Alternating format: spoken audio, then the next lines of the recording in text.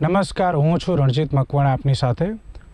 થોડા દિવસથી આપ જોઈ રહ્યા છો કે અમારી ચેનલ દ્વારા અમરાઈવાડી વિસ્તારના નરસિંહનગર છાપરાની અંદર રહેતી એક દીકરી જેનું નામ માયરા છે, તેઓએ અગમ્ય કારણોસર થઈને આત્મહત્યા કરી લીધી છે.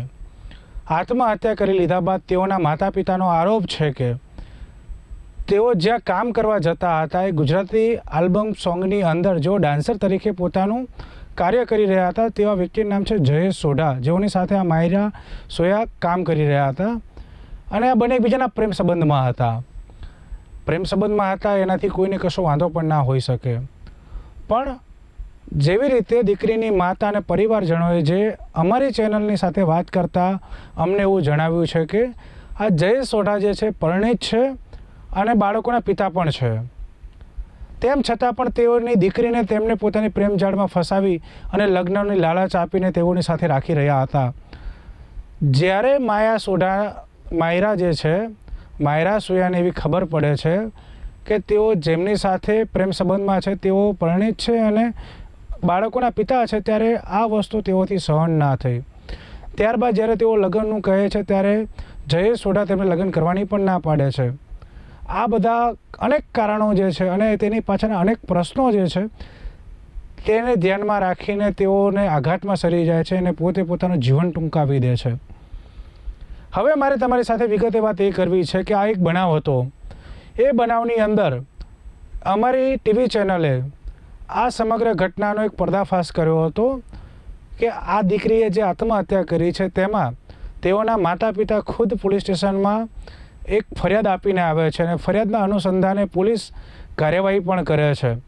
પોલીસ ઈડી નોંધીને આગળની તપાસની ચાલી રહી છે અને એ તપાસના અનુસંધાનમાં જ્યાં જેટલી પણ પ્રોગ્રેસ થઈ છે પ્રોગ્રેસમાં અમારી ચેનલે તમામ વસ્તુઓ લોકો સમક્ષ એક સમાજ હિતમાં ઉજાગર કરી છે. એક પત્રકાર તરીકે જ્યારે અમારી સામાજિક જવાબદારીઓ હોય છે કે હંમેશા અમે નિષ્પક્ષ અને નિડરતાથી જે બાબતો અમારે સમાજ હિતમાં સમાજની સમક્ષ રાખવાની થાય છે એને અમે ચોક્કસથી સમાજની સામે રાખીએ છીએ. પછી સામે ગમે તેવું પણ હોય, સચ્ચાઈ જે છે એનું કાર્ય કરવું એ પત્રકારનો એ મુખ્ય ધર્મ છે. પત્રકાર કોઈ પણ ધર્મ નાત જાતના હોતા નથી, કારણ કે પત્રકારનો કોઈ ધર્મ નથી. પત્રકારનો એક જ ધર્મ છે કે જે એમણે સચ્ચાઈ જોઈ છે, સચ્ચાઈને નિડરતાથી લોકો સમક્ષ ઉજાગર કરવી. બસ આ જ કામ અમારી ચેનલે અને અમારા પત્રકારોએ કર્યું છે.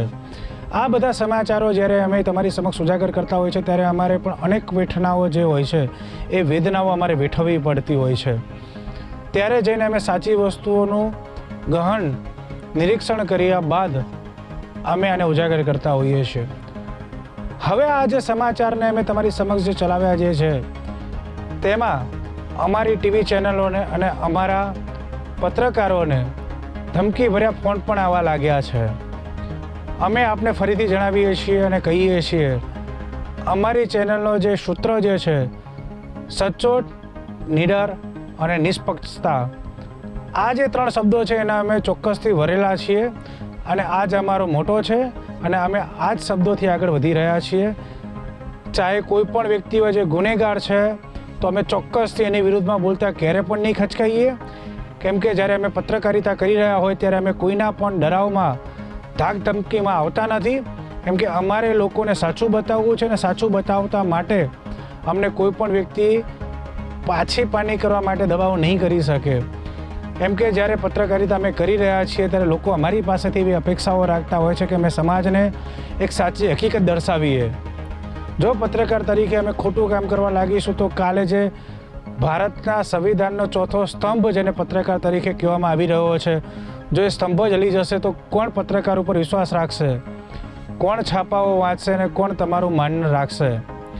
જેથી કરીને અમે આ જે સમગ્ર ઘટનાને જે મેં પ્રકાશિત કરી હતી એના અનુસંધાને અમે અમુક વ્યક્તિઓના નામ પણ લીધા હતા. હું આજે ફરીથી એ નામ હું તમારી સામે લઈશ, કેમ કે મને કોઈ ડર નથી એ નામ લેવામાં.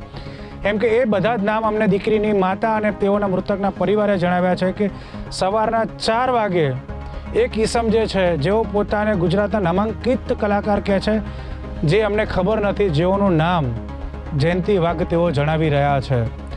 તેઓ સવારે 4 વાગે મૃતકના માતાની પાસે જઈને કહે છે કે 5 માણસો તમારા અને 5 માણસો જયેશ સોઢાના આવો, હું તમારું સમાધાન કરી આપું છું. અમે અમારા આગળના એપિસોડમાં જે અમે સ્ટોરી કરી હતી તેમાં પણ અમે બતાવ્યું હતું કે જયંતિ વાઘ કંઈ બોલી રહ્યા છે અને મૃતકના માતા કંઈ બોલી રહ્યા છે. જેમાં અમારી ટેલિફોનિક વાત બંને સાથે થઈ હતી. તેમાં મૃતકના માતા કહે છે કે જયંતિ વાઘ આમ તો અમને એવું લાગી રહ્યું છે કે જયેશ સોઢા તરફથી જ બોલતા હતા, એવું દીકરીની માતા જણાવે છે. હવે પત્રકારો તો કોઈ ભગવાન તો છે ને કે જેઓને એવી આકાશવાણી થાય છે કે આવો કંઈક બનાવ બની રહ્યો છે અથવા તો આવો કંઈક બનાવ બનવાનો છે.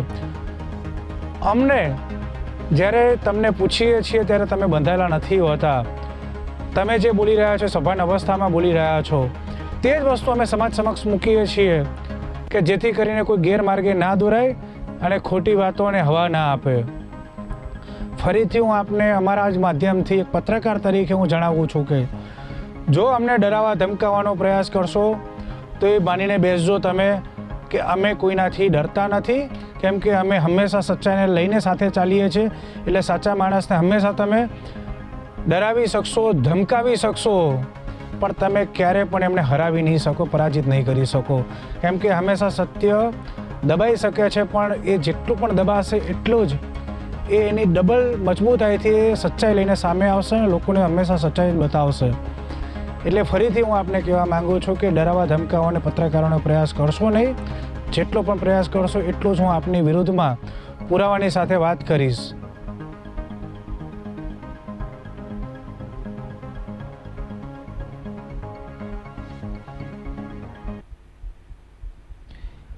આવા જ અનેક સમાચારો જોવા માટે જોતા રહો PTN ન્યૂઝ અમદાવાદ.